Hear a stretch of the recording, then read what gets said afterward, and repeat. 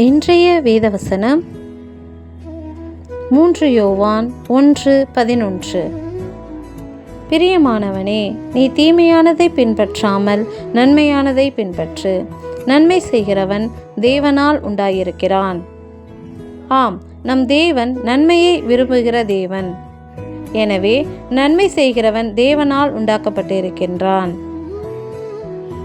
அன்றியும் மகிழ்ச்சியாயிருப்பதும் உயிரோடு இருக்கையில் நன்மை செய்வதுமே அல்லாமல் வேறொரு நன்மையையும் மனுஷனுக்கு இல்லை என்று அறிந்தேன் என்ற வார்த்தையின்படி கர்த்தருக்குள் மகிழ்ச்சியாக இருப்பதே நன்மையான காரியம்.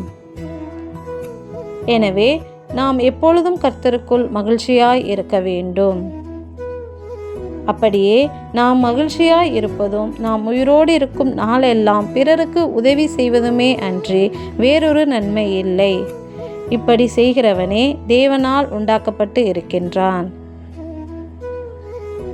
எனவே நம் வாழ்வில் நம்மால் முடிந்த அளவிற்கு பிறருக்கு உதவி செய்து எப்பொழுதும் கர்த்தருக்குள் மகிழ்ச்சியாய் இருப்போம்.